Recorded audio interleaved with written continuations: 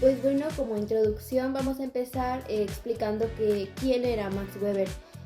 Max Weber nació en Alemania, donde desarrolló gran parte de su carrera académica. En sus obras abordó la economía, la filosofía, la historia comparada, además de la sociología. Y pues gran parte de su trabajo se centró en el desarrollo del capitalismo y de los rasgos que diferenciaban a la sociedad moderna de otras organizaciones sociales. Pues mediante una serie de estudios empíricos, Weber indicó algunas de las características fundamentales de las sociedades industriales modernas y también identificó debates sociológicos clave que siguen siendo capitales para los sociólogos de la actualidad. Ahora vamos a hablar sobre la acción social. Para Weber, la sociología es una ciencia que pretende entender interpretando la acción social para de esa manera explicarla causalmente en su desarrollo y efectos. Por acción social o por acción debe entenderse una conducta siempre que el individuo o los individuos de la acción enlacen a ella un sentido subjetivo, es decir, los caracteres propios de una acción social se encuentran en la percepción y en la comprensión del sujeto de la conducta de los demás. Por acción social, Weber dijo que es cualquier tipo de proceder humano orientado por las acciones de otro, orientándose por esta en su desarrollo, las cuales pueden ser pesadas, presentes o futuras. Como ejemplos, la venganza, réplica de ataques, medidas de defensa, entre otros. En este tipo de acción no hay un fin racional, ni tampoco un medio racional. Dicho de otra manera, quien actúa por sus impulsos puede provocar un suceso que no esperaba y que incluso puede ser contraproducente.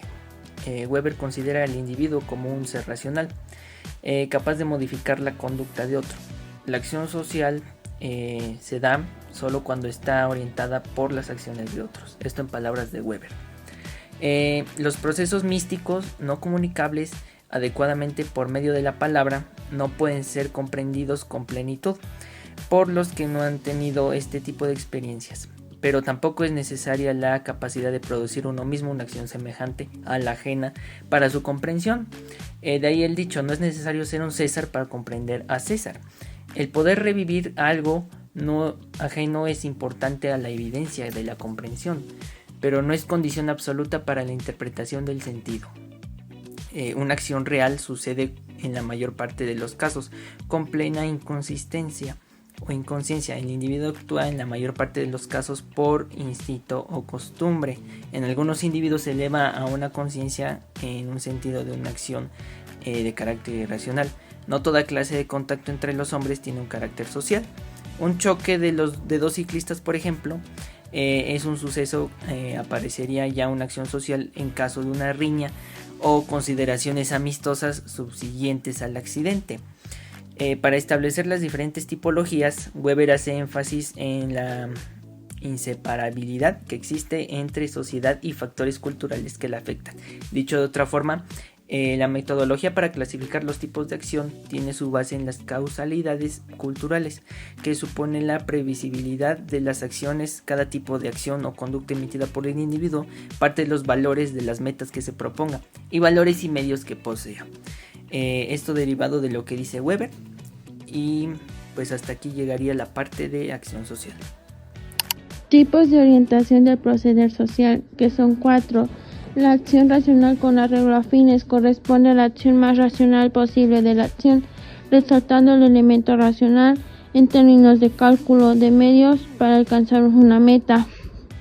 Por ejemplo, alcanzar los estudios a mediano o largo plazo, ejercer la carrera que a ti te guste. Segundo, es la acción racional con arreglo a valores. A diferencia de la anterior, esta acción racional con arreglo a valores responde a las creencias que posee cada individuo, pueden ser religiosas, políticas y filosóficas. Ejemplo, los que nos impulsa a seguir una costumbre, como puede ser religión, ya que es católica, y la cristiana. Tercera, la acción afectiva se desarrolla bajo el flujo de un estado emotivo, es decir, está determinada por afectos y estados emocionales.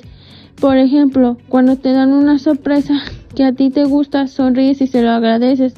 O también cuando te enojas con tus papás, quieres estar solo. y te encierras en tu cuarto. Por último, la 4.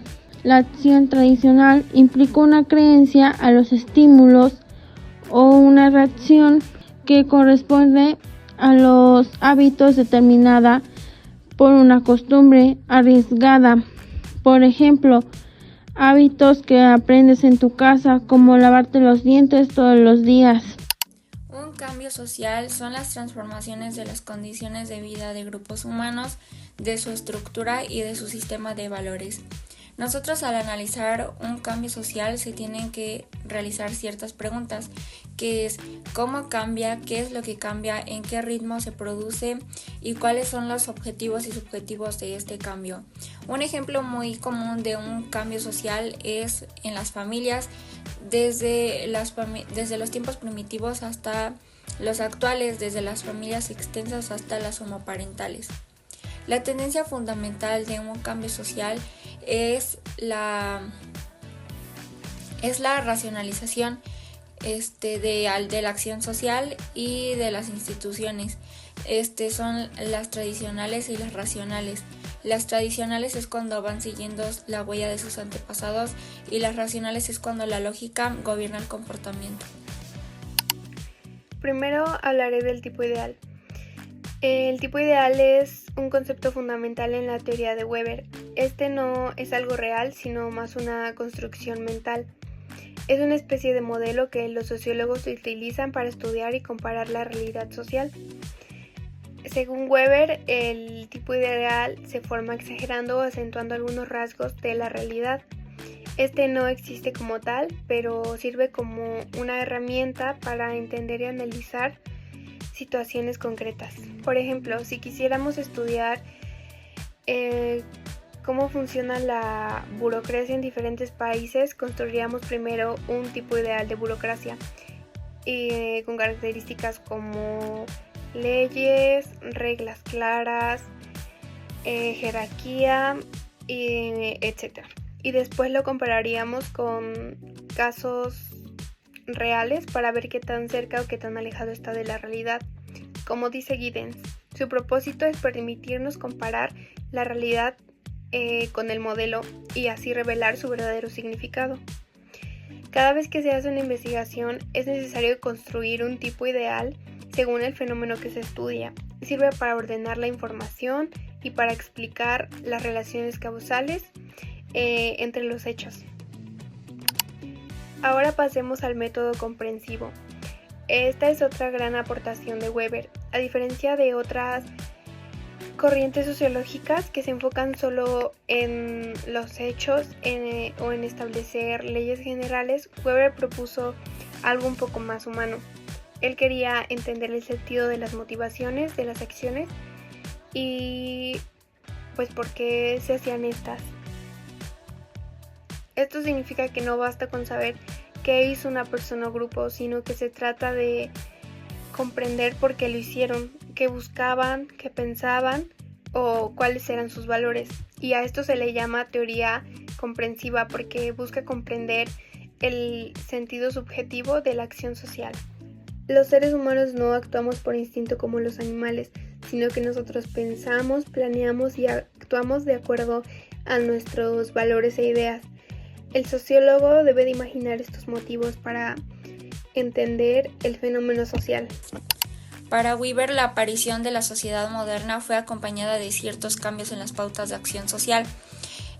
Creía que las personas estaban apartando de las creencias tradicionales, de la religión, de las costumbres y de los hábitos.